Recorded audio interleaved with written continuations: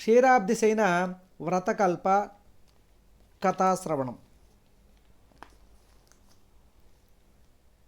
శాంతాకారం భుజగశయనం పద్మనాభం సురేశం విశ్వాధారం గగనసదృశం మేఘవర్ణం శుభాంగం లక్ష్మీకాంతం కమలనయనం యోగహృజ్జానగమ్యం వందే విష్ణుం భవభయహరం సర్వలోకైకనాథం.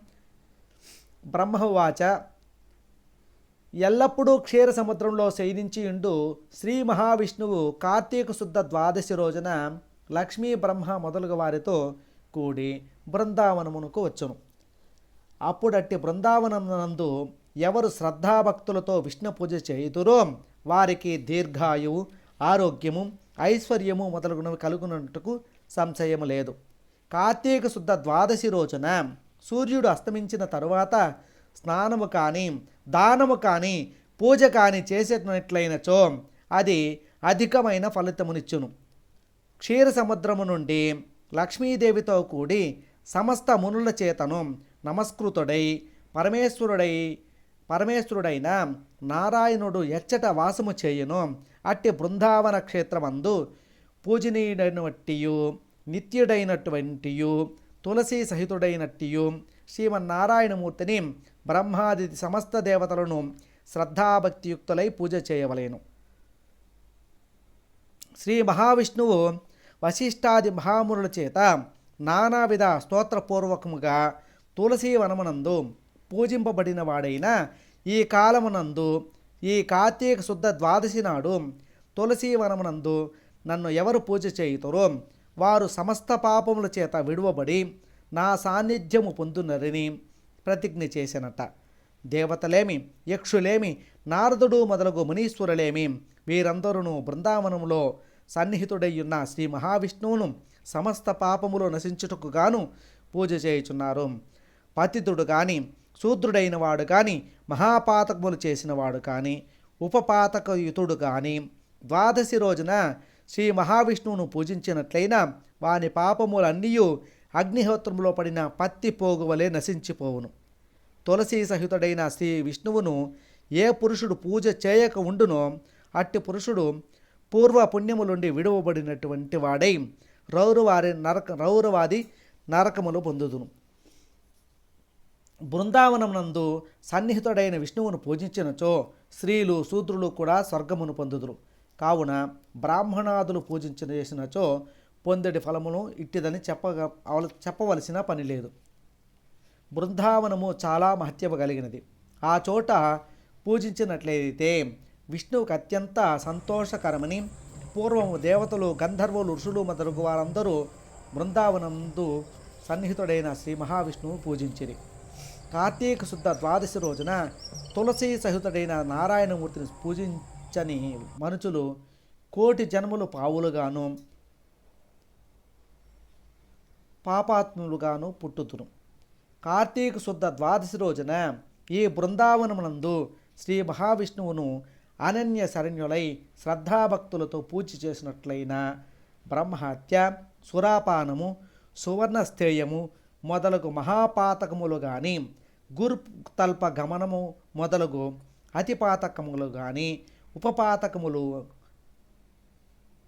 ఉపపాతక కోటలైన కానీ అవన్నీ తక్షణమే అగ్నిహోత్రమునందు పడిన దూదివలే దగ్ధమవును.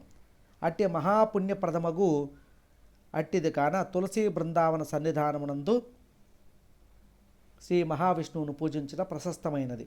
సాధుడగు పురుషుడు స్నాన సంధ్యావందనాది నిత్య కర్మానుష్టములను చేసి కల్పోక్త ప్రకారముగా నానావిధ వేద మంత్రముల చేతను పురుష సూక్తము చేత కానీ శ్రద్ధాభక్తియుక్తుండై పూజ చేయవలేను. ఎలాగునంటే మొదట పంచామృత స్నానము కావించి ఆ పిమ్మట శుద్ధోదకములచే అభిషేకమునర్చి ఆ మహావిష్ణువును స్వర్ణ వస్త్రములచే అలంకరించి నానా విధములకు పుష్పముల చేతను ధూపదీపాదులచే పూజించి భక్తి పురస్సరముగా నైవేద్యమునిచ్చి దక్షిణ తాంబమును సమర్పించి ఆ పిదప కర్పూర నీరాజనము సమర్పించవలెను.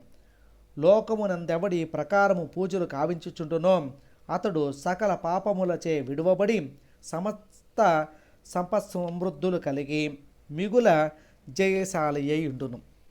ఆ చోట నుండి గోమయముచే అలికి పంచవన్య ముగ్గులతో అలంకరించి పద్మములను, శంఖములను, శాంగమయమును, చక్రమును, కౌమోదకమును, గోపాదమును, వత్సపాదములను ఆ తిన్నె మీద అలంకరించి పూజించి తరువాత గీత వాద్యములతోనూ వేద ఘోషలతోనూ తులసి కథ వినవలయను. పూజ చేసిన తర్వాత సంతుష్టుడుగాను స్వచ్ఛమైన మనస్సు గలవాడుగాను కాగలడు. పుణ్యము గోరిడివాడు ఎలాగైనా తులసి వ్రత మహత్యమును వినవలయను. విష్ణు సాన్నిధ్యము కావలయనన్నట్లయితే బ్రాహ్మణ సభలో తులసి మహత్యము వినవలయను. విష్ణుదేవునికి ఏమాత్రము ప్రీతి చేయవలెనని ఉన్ననో తులసి మహత్యమును భక్తితో వినవలయను. ద్వాదశి రోజున తులసి కథను విన్నట్లయితే పూర్వజన్మ సుకృతమైన దుఃఖములన్నీ వదిలిపోవును. ఎవరు దానిని వినిదరో చదువుదురో వారు విష్ణులోకమును పొందుదురు. అప్పుడు పూజాకాలమందు ధూప దీపములు చూచినవాడు గంగా స్నాన ఫలమును పొందుదురు.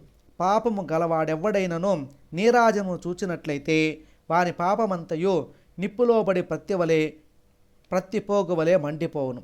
ఎవడు నీరాజమును నేత్రములందును శిరస్సునందును అద్దుకునునో వానికి విష్ణులోకములు కలుగును. ఆ వెనుక టెంకాయలు, బెల్లము, ఖర్జూరము, అరటిపండ్లు, చెరుకు గడలు మొదలగునవి నివేదన చేయవలెను. వీటిని తులసి సహితుడైన శ్రీ మహావిష్ణువునకు నైవేద్యంగా సమర్పించి మోక్షార్థి అయిన పురుషుడు శ్రీప్రసాద మంత్రాక్షతలను పుచ్చుకొని శ్రద్ధాభక్తియుక్తుండై గంధ పుష్పాక్షతలచే బ్రాహ్మణులను పూజించి యథాశక్తి దక్షిణాదులు ఇవ్వలేను. ఈ ప్రకారము కోటి జన్మలందు చేసిన పాపములన్నీ నశింపజేసడి ఈ మహావ్రతమును ఎవరు చేయుదురో వారికి ఈ లోకమునందు సమస్త భోగములను ఉత్కృష్టమైన గతియును కలుగును. ఈ ద్వాదశి రోజున బృందావన సన్నిధి యందు అవశ్యముగా దీపదానము చేయవలెను. ఏకదీపదానము చేసిన ఎడల ఉపపాతకములు నశించును. 10 దీపదానములు చేసిన మహాపాతక నాశనమగును. 100 దీపదానములు చేసిన వారికి శివ సాన్నిధ్యము కలుగును. ఇంతకు మీదట దీపదానము చేయటం వల్ల స్వర్గాధిపత్యము పొందును. అలాగే బ్రహ్మాదులకు దీపదాన ప్రభావం వలనే వైకుంఠమందు శాశ్వతమ నివాసము కలిగి ఉందురు. శుద్ధ ద్వాదశి రోజు బృందావన సన్నిధి యందు దీపదానమును ఎవడు చేయునో అతడు వైకుంఠములో సమస్తమైన భోగములను అనుభవించి విష్ణు సాన్నిధ్యమును పొందును.